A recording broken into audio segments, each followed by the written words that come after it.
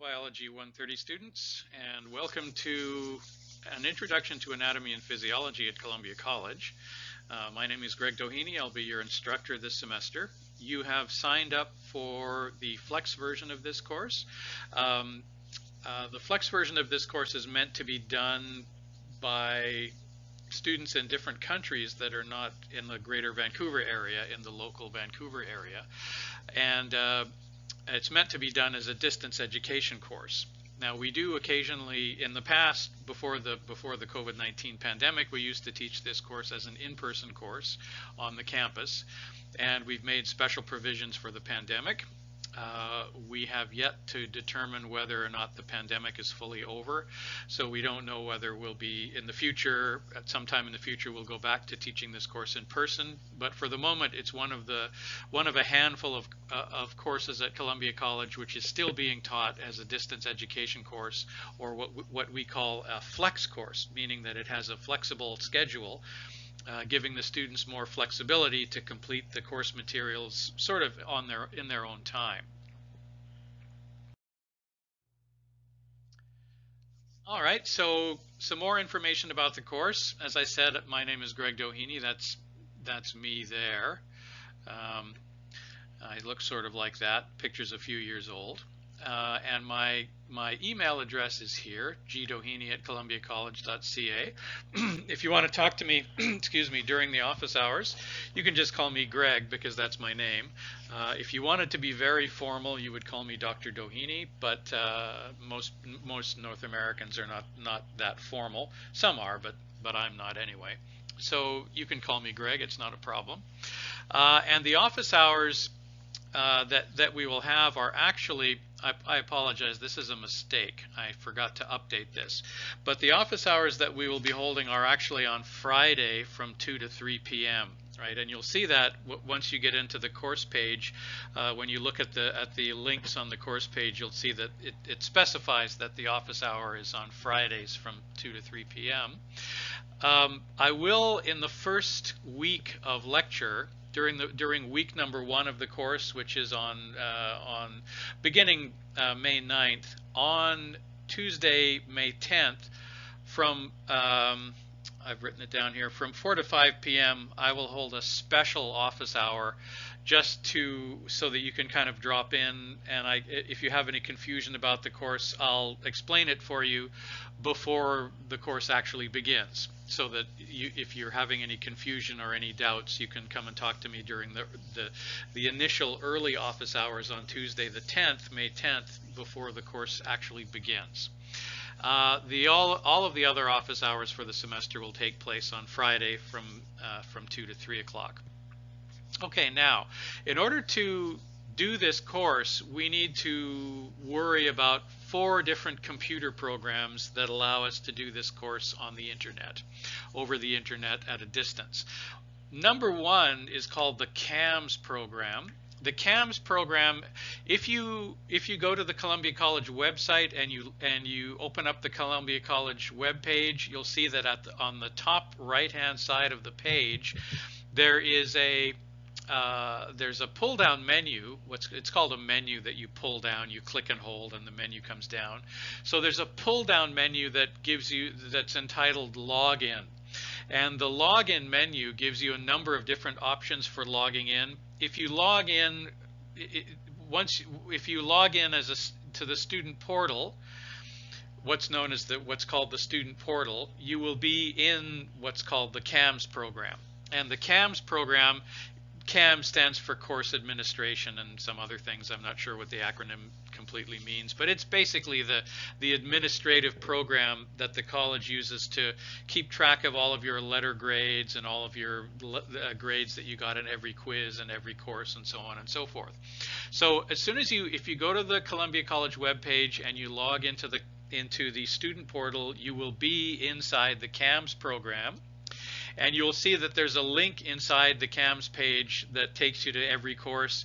And your official grades, all of your official grades, will be stored in the CAMS program. That's what it's for, in fact. Now, the other program that you'll be using most of the time instead of CAMS, the program that you'll be looking at most often is called Moodle. Moodle, I have no idea what the acronym stands for, but Moodle is a classroom management program that is designed to deliver the course materials to the student. So it looks like a typical, when you get into the Moodle page, it looks like a typical web page where you have some writing and then you have some clickable links. And if you click on these links, they'll take you to another place where there's something for you to read, or where there's a test for you to complete or something like that.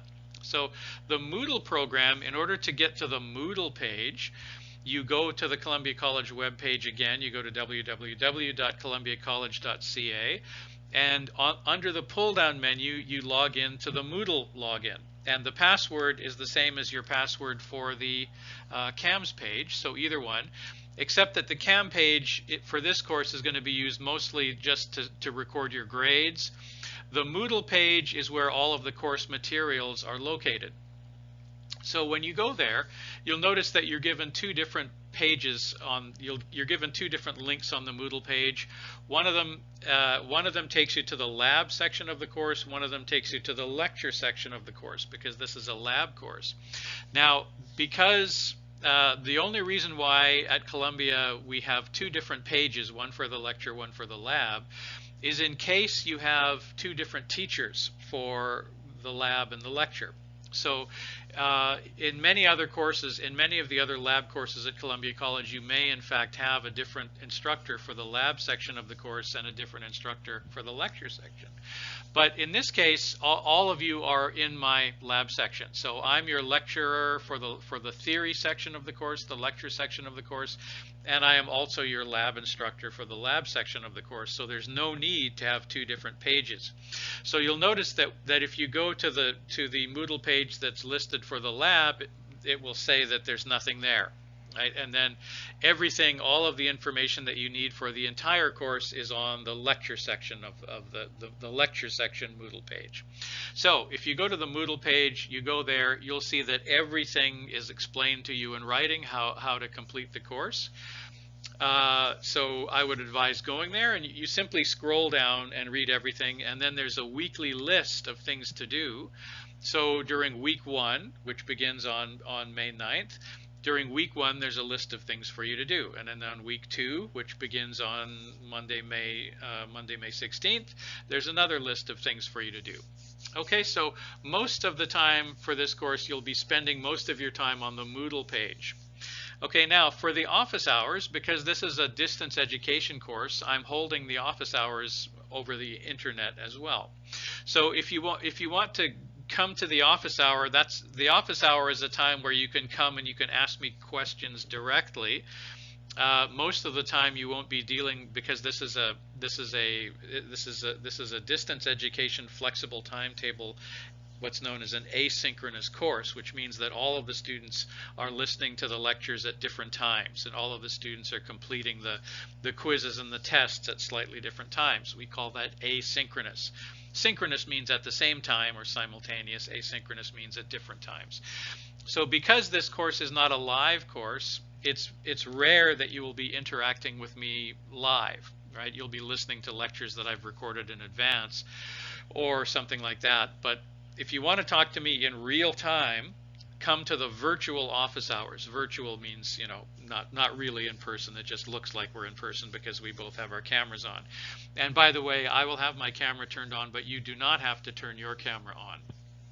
So in order to get to the virtual office hours, there you'll see that on the weekly list of things to do, there will be a link that says click on this link to go to the virtual office hours for week number 1, and the office hours, as I said, are always on Friday from 2 to 3.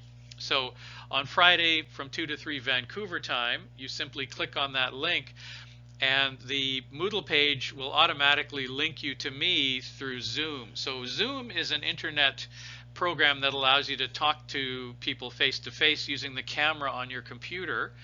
But normally you would have to download the Zoom program to your computer. But actually, I believe if you enter, I'm pretty sure you'll have to confirm this for me, but if you have trouble getting to me by clicking on the link and the computer tells you that it's because you don't have Zoom, please let me know, because my understanding is that all you have to do is go to the Moodle page and click on the link, and the Moodle program will automatically link you to me through Zoom, so you don't actually have to download the Zoom program. Right. And then finally, if you want to talk to me, if you want to schedule a face-to-face appointment with me where you want to talk to me face-to-face, your camera again can be turned off, but my camera will be on. So if you want to talk to me face-to-face another time, you can schedule an appointment, and we can talk through what's known as Microsoft Teams, in which case you would have to download the program. So you would have to download Microsoft Teams if you wanted to talk to me face-to-face. I generally don't check the Teams program. The Teams, if somebody tries to send me a message through Teams, that's possible. It allows you to do that, but I rarely check my messages through the Microsoft Teams program. If you want to send me a message, the best way to get my attention is to send me a message through your Columbia College email account. So as I said up here, my email address here, gdoheny at columbiacollege.ca, right there. That is the email address you should contact me at. And I should warn you, please do not use any email server other than the Columbia College email server. So each of you has been given, every student has been given a Columbia College email account, which is the only type of email account that you should use to communicate with your instructors, because we all have a spam filter.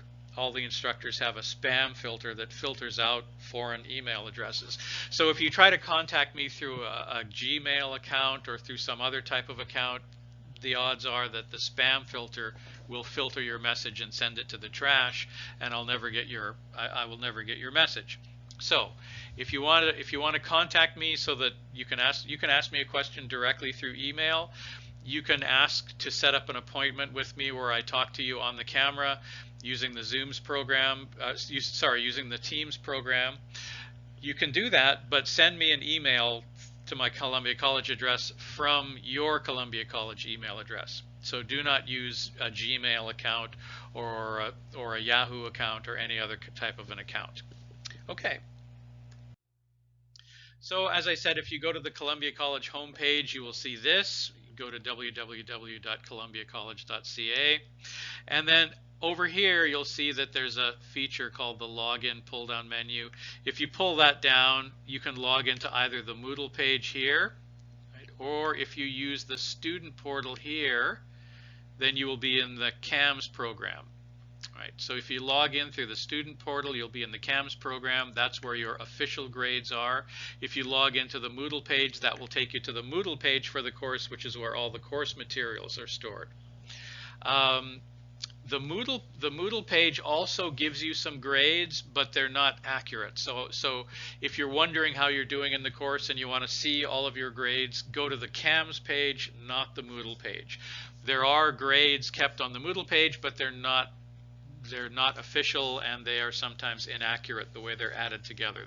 The Moodle program has trouble with arithmetic, so the official scores for you in the course are always stored on your CAMS program.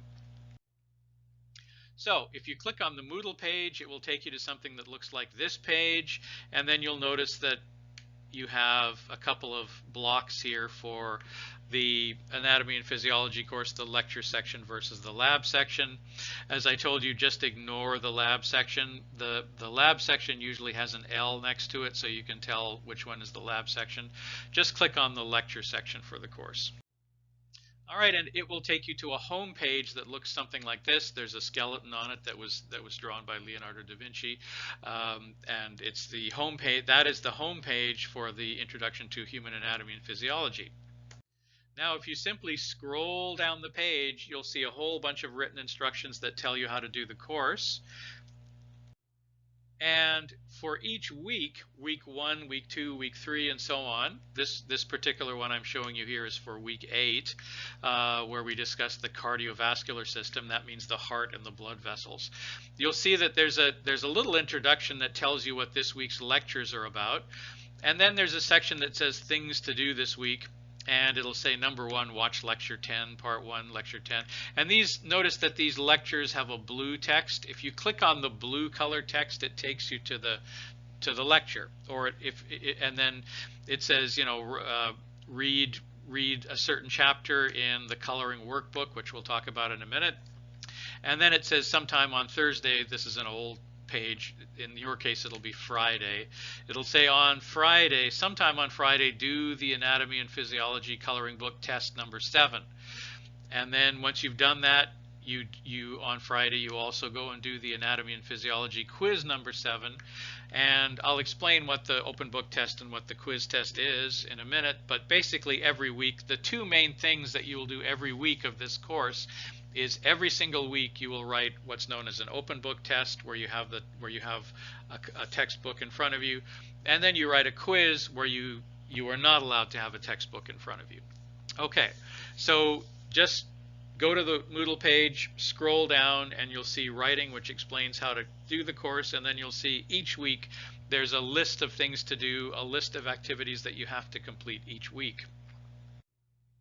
So as I said, the blue texts on the Moodle page are links. They are what's known as hot links to other places. So if you click on the one that says Lecture 10 Part 2, that will take you to a lecture that I've pre-recorded on YouTube.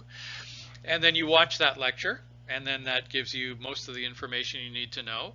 And then sometime that week you click on an open book test, and that takes you to a test instead of a lecture. Or I haven't mentioned the fact yet that all of the lectures that I give are what's known as voice-over PowerPoint presentations, which means that I show you a slideshow and I narrate, right? So I narrate over a slideshow. And in this case, I have also, if you want to take a closer look at the slides, I have also given you the slides for every lecture in PDF format. So if you want to look at the slides instead of, if you want to look at the individual slides without having to listen to all the narration, like the voiceover PowerPoint YouTube, you can jump back and forth and see different slides. If you're familiar with YouTube, you know how that works. But if you just want to look at the slides, I've uploaded the slides as a PDF for each slideshow as well.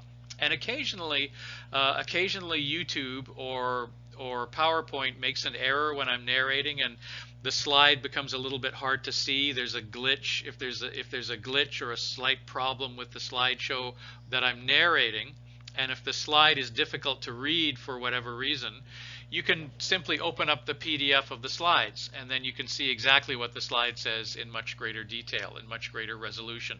The lectures are not in great resolution. The resolution is not too high because the lectures are so long that it would take up a lot of memory to download a high resolution version of the slideshow. But if you wanted to see the slides in high resolution, simply click on the slideshow PDF link.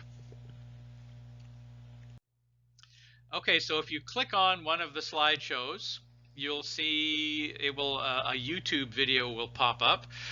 I advise you to double click on, once the YouTube video starts, I advise you to double click where it says YouTube, because that blows up the slide window, the lecture window, so you can see it on a larger scale. You'll notice that when you first start the lecture going, it's in a little tiny window, which is quite small to look at. But if you double click that window, it will take you to a full screen version of the window. Okay, so I will go through the slideshow and I'll tell you about the different body parts. But one of the wonderful things that you can do with YouTube, one of the main reasons why I stored these lectures on YouTube, is that YouTube provides you with a simultaneous transcript of what I'm saying. So if you go to the lecture, you'll notice that down here there's a series of dots on the page. Right? There's a series of dots. If you click on those series of dots, it will bring up a bunch of options, a bunch of additional options, and one of the options is to open the transcript. So if you click on Open Transcript, you will get this side of the page will open up with the writing that is a transcript of the words that I'm speaking. And that's handy if I'm speaking too fast, and I do that often. I apologize. I don't I don't do it on purpose, but I know it's a bad habit that I have, which is to speak too fast.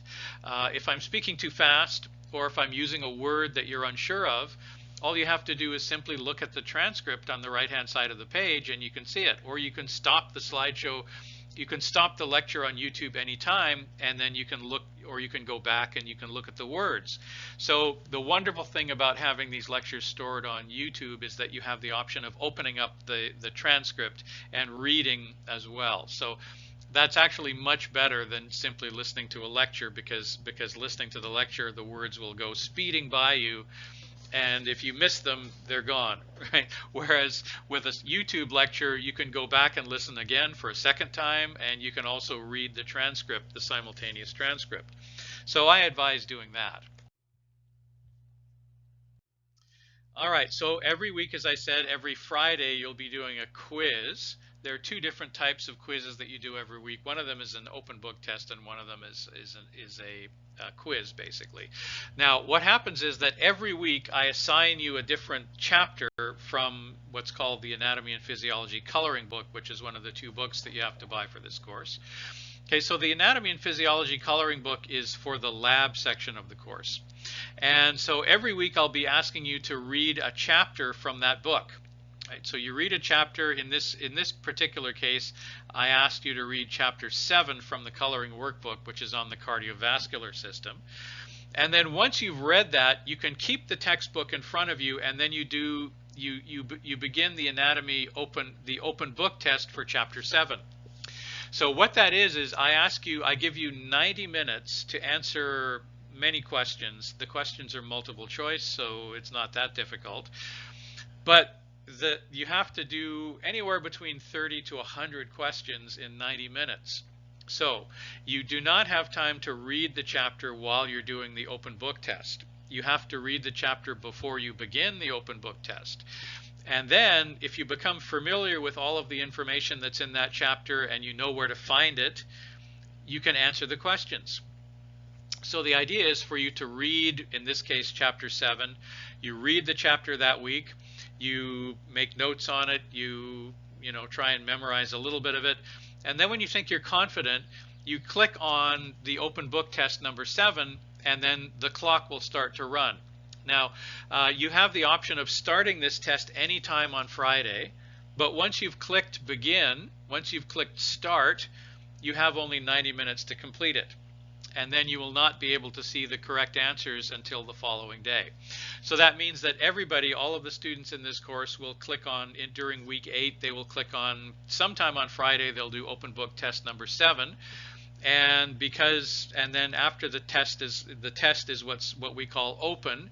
The test is open, meaning that it's available for you to begin the test anytime from midnight on Friday to 12:01 a.m. on Friday to 11:59 p.m. the same day.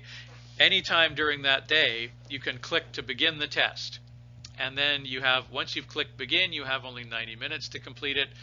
And then the following day, on Saturday, you can go and you can look to see which questions you did right and which questions you got wrong. Now, it's to your advantage to find out what questions you did wrong, because these same questions will appear on midterm and final exams, right? So when you're writing the open book test, and when you're writing the quiz, which I'll talk about in a minute, when you're writing the open book test and the quiz, it's very much in your interest to find out what the correct answers are if you got them wrong, because those exact same questions may appear on the midterm or the final exam, right? So I use the same questions more than once. All right, so I use new questions as well, but I frequently, about 20 or 30% of the questions are questions that you've already answered in theory. And so you really have no excuse for getting it wrong twice, because if you got it wrong the first time, you can go and see what the correct answer is. And then when you see it again another time, you have no reason to give the wrong answer because you've seen the correct answer. Okay, so the open book tests are where you read the chapter for that week, and then I will only ask you questions about that chapter that week.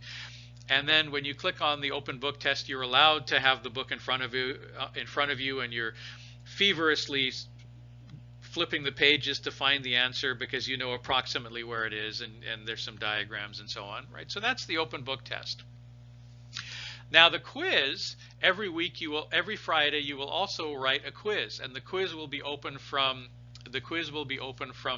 Friday midnight until Friday 11:59 p.m. as well. So that means you have the ability to start the quiz anytime you like on Friday. It's a very flexible schedule in that sense. But once you click begin, you have to complete it in 20 minutes. Now this is the part that students find very hard, and I don't blame you. It's meant to be hard. It's deliberately meant to be difficult. The thing is that in 20 minutes you have to answer 40 multiple choice questions about the previous reading assignments. And so that means that in week 8, like this, you could have any of the questions that you've already answered from the previous open book tests from week 7, 6, 5, 4, 3, 2, or 1. Right? So if you've been studying that, and so the reason for this is because the reason I'm quizzing you on previous open book tests is because this gives you incentive, this gives you a reason to review the material regularly. Right? So if you review the material regularly, you'll find that you don't really have to study it anymore because you'll have memorized it, and that is the idea. That's the whole idea. So if you review the material every week, knowing that you might be asked questions from previous week's open book tests, you might be asked questions from previous week's open book tests on this week's quiz, then you'll study the material regularly, you'll study the previous questions regularly, and then you won't, after a while, you won't have to even look at it anymore because you'll know it. You will have completely committed it to memory, and that's the whole idea. Now, why do I have to give you 40 questions in 20 minutes? You know, why so many questions? That basically gives you it basically gives you 30 seconds to answer each question, doesn't it? Which may seem like a very short amount of time. And it is. I'm aware that it is. And I'm aware that this is stressful, and I'm aware that it's difficult, and it's meant to be stressful, and it's meant to be difficult. And there are two reasons for that, two reasons for doing this.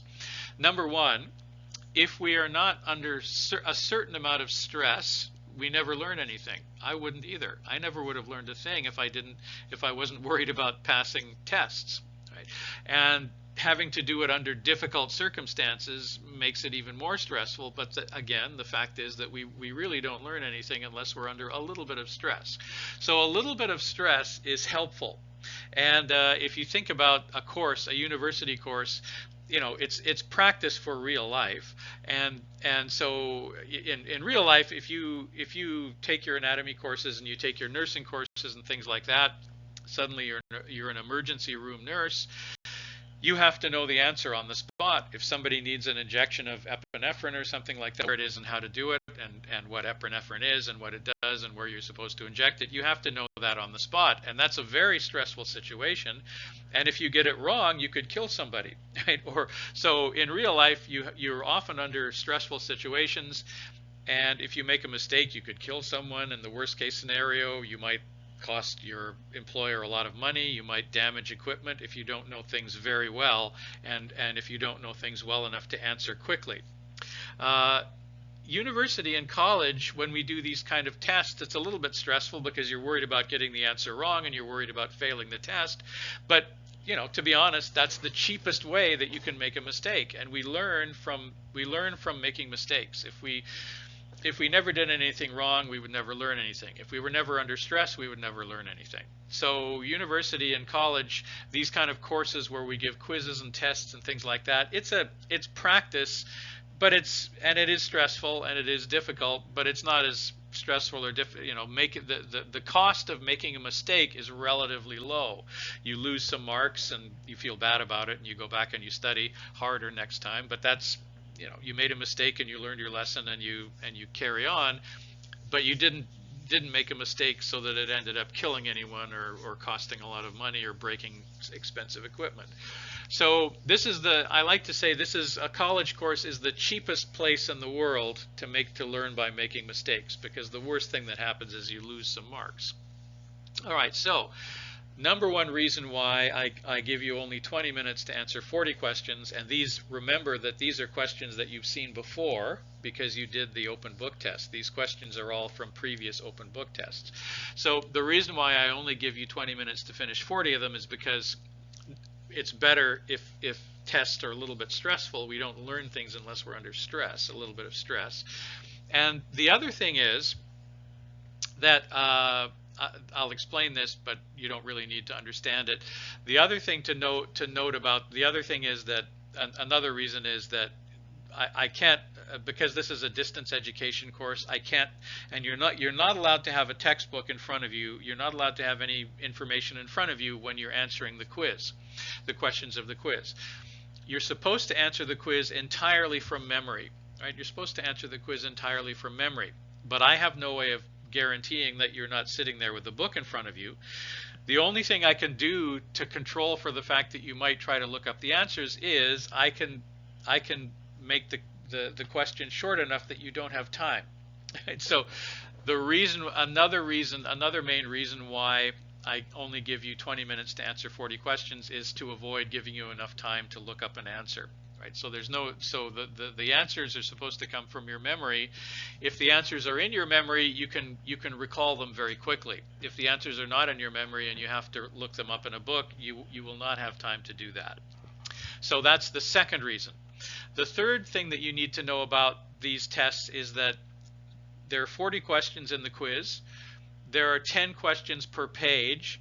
Once you've answered the 10 questions on a particular page and you've moved on to the next page, you do not have the option of going back and changing your answer. And there's a reason for that. It's an anti-cheating device, which I won't go into the details. Basically, if you have 2 or 3 students who are, you're supposed to work on the test alone and entirely from memory. Unfortunately, there are some students who cheat by writing the test at the same time as their friend, and then they say, well, I have this question. Which question do you have? Do you know the answer? What's the answer to your question? What's the answer to my question? So first of all, I would strongly advise not doing that, because I can tell where my instructor console gives me the ability to see where you're writing the test from. So if I see 2 students are writing the test at the same time from the same location, I'll suspect that you were cheating. Every other teacher at Columbia has the ability to tell that as well if you're taking flex courses from other teachers. So don't do that, because we can tell. Number 2, none of you are getting exactly the same questions. And then finally, none of you are getting the same questions in the same order. And thirdly, if you're doing multiple choice questions, sometimes the way the question is worded will give you a hint on how to answer a question that you've already answered, right? So you say, what is the largest? You get a question that says, what is the largest and strongest artery in the body? And you say, I don't know the answer to that. And you go on, and then later on you come with a question that says, what is the name of the artery that's directly above the heart? And one of the choices is the aorta. And then you think, oh, that was the answer to the question that I had 5 minutes ago. I should go back and change that now. But the truth is, you didn't know the answer until you saw the word aorta in another question, right? So that's so preventing you from going back to answer the question is a way of guaranteeing that the answer comes from your mind and not from the wording of another question later on the test, right? So that's one of the main reasons why you don't have the option of going back to change a previous answer. Okay, so just be aware, every week you'll be doing an open book test where you have 90 minutes to answer anywhere from 40 to 100 questions from the book. You should have read the book beforehand, and you're allowed to have the book in front of you while you're doing these questions. You will also have a quiz, a weekly quiz, which consists of questions from all or any of the previous open book tests. And in that case, you only have 20 minutes to answer 40 questions. You do not have time to look them up. That's why I gave you such a short time period. And you do not have the opportunity to go back and change previous answers. You answer 10 questions per page. Once you've gone on to the next page, you can't go back and change your answer. All right, so when you go to the quiz, as I said, you have the option of starting at any time on Friday. You click on that to say begin. Before the test is open, it'll say this test is not available until June 20th or something like that. And then once the test is open on the day, you click on it to begin, and you'll see something like this. So you'll have a bunch of multiple choice questions, and so here's a typical multiple choice question. I chose answer D, and then I moved on. And then the next day, after the quiz or the test has closed, you can go and you can see your answers. And so if your answer was right, it'll tell you so. If your answer was wrong, it'll tell you the correct answer down here. Right, so the next day, you'll have the ability to go and find out what the correct answers were if you got them wrong. So as I said, because you'll be seeing the same questions later on, it's in your interest to find out what the correct answers are. Okay, so each week we'll do an open book assignment. Each week you'll scroll down, and what to do each week, you simply scroll down the Moodle page and look to see the list of things to do this week. Right? And then usually the list of things to do will tell you to watch a couple of videos, and it will have links to those videos. You have the option of turning on the transcript. You're going to be purchasing a textbook called the Coloring Workbook. You will be given a chapter to read from the Anatomy and Physiology Coloring Workbook every week. And then every week on Friday, you do a 90-minute open book test based on whichever chapter you were asked to read from the coloring book. And every Friday, you'll have to do a 20-minute quiz based on previous open book tests. Each open book assignment is worth 2% of your grade. Each weekly quiz is worth 2% of your grade. There are 11 of each, right? So that means that combined, the open book assignments account for 22% of your grade, and combined, the weekly quizzes account for 22% of your grade. Now, when we were doing this course in person, we would have a lab period every week, and we would answer some questions with the anatomy models that we have in the anatomy lab. Because we can't do this with a remote course, the anatomy lab is what's taken the place of the anatomy lab is the coloring book reading assignment and the weekly open book test and the weekly quiz. So the 44% of the course, the 44% of your marks that you get from the weekly open book assignment and the weekly quiz, those things combined are the lab. That's the lab for Biology 130, Introduction to Anatomy and Physiology. The lecture is a separate section of the course, but the midterm will contain questions from both the lab and the lecture. And the final exam will contain questions from both the lab and the lecture. So make sure that you pay attention and take notes to the lectures as well, because the midterm exam and the final exam will have many, many questions that came only from the lectures and not at all from the coloring book.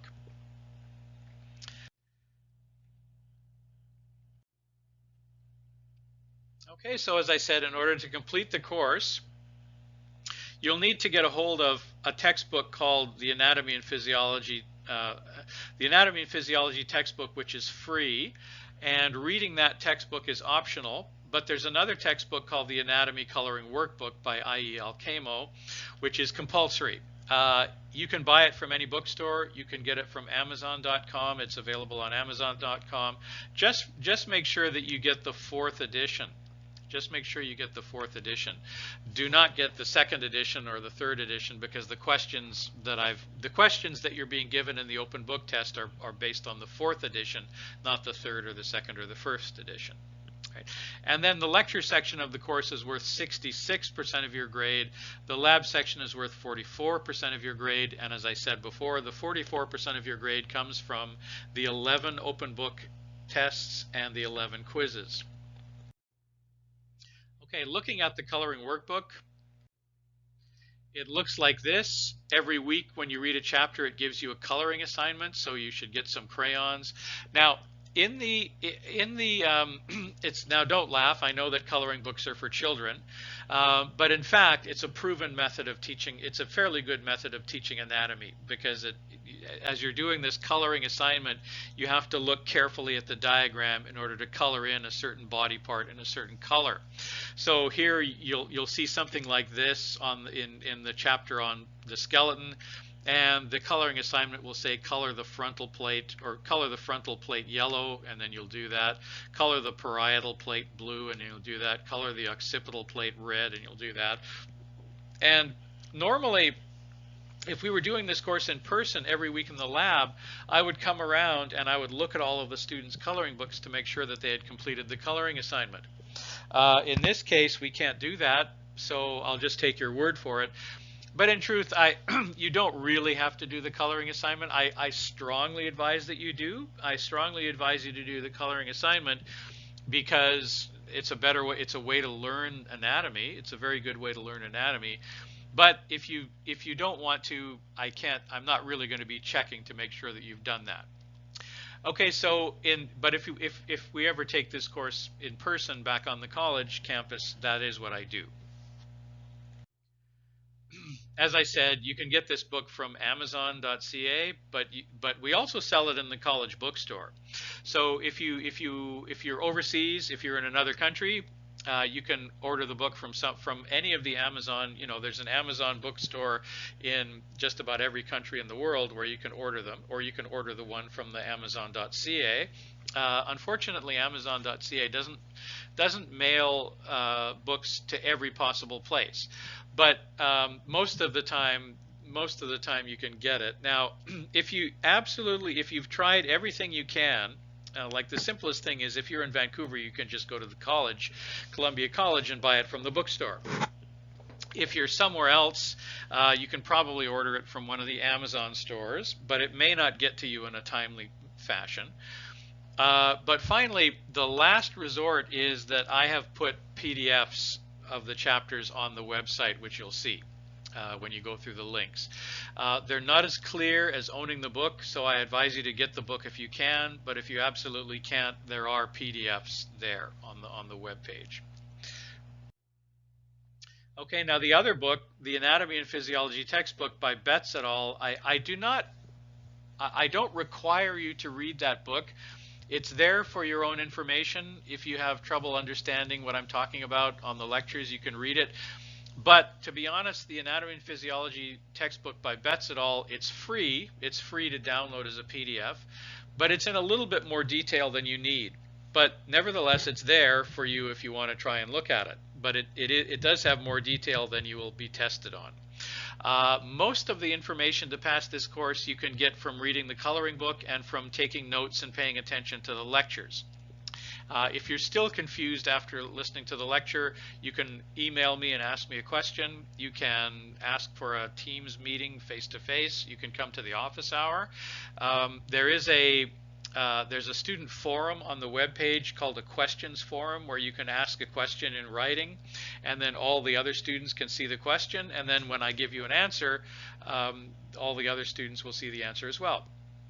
So that's a good thing. So anyway, those are the options for learning anatomy. Okay, so this is what the free anatomy textbook looks like. It's from an organization called OpenStax, which is known as a open educational resource organization, which provides free textbooks because of the fact that we're aware that textbooks are quite expensive and students have a hard time affording them. I had trouble paying for the textbooks when I was a student, and I remember them being ridiculously expensive. And so in the last 20 years or so, a lot of universities and colleges, including Columbia College, has made an effort to move to free open source textbooks that you do not have to pay for. So you'll notice that there are a number of textbooks. There are a number of courses in the biology department at Columbia that use free open source textbooks so that you don't have to pay for them. Okay, so every week simply go to the Moodle page. We have a 13-week course. Click on the blue links to see what you have to do. Right? And then we have a midterm exam on Friday, June 24th. Now, the midterm exam is a synchronous part of the course. So I mentioned the asynchronous parts of the course, which are the weekly quiz and the weekly open book test and listening to the lectures. You can listen to the lectures anytime you want. That's completely asynchronous. You can write the weekly open book test and the weekly quiz anytime on Friday. That's also asynchronous, although it's a little bit more restricted because you have to do it on any time on one day. But the midterm exam, we all have to write at the same time, right? So we all have to write at the same time because nobody, it's worth a lot of marks. It's worth 20% of your grade. So everybody has to see it at the same time, right? Okay, so it will be on June 24th, Friday, June 24th from 6 p.m. to 8 p.m. If you have a conflict, let's say that you're in another course at that time, you can. I do have an alternative test that you can write, which begins at midnight on June 24th. Right. So when the clock clicks over from 11:59 p.m. Thursday to 12 a.m. Friday, from 12 to 2, there will be another test. That test is specifically for students who are living in different time zones. So if you're living in Southeast Asia, for instance, if you're living in South Asia, sorry, you would 12 a.m. Vancouver time would be 12 noon for you. So that would be more convenient for you to write the early test. On the other hand, if you have another course that's going on Friday from 6 to 8, you can also ask to write the 12 a.m. to 2 a.m. Early exam as well. It's a different exam. It's an equivalent. It's equivalent difficulty, but different questions. So it doesn't help if you have a friend who wrote the early test. It doesn't help to ask them what was on it because you're not going to be getting the same test.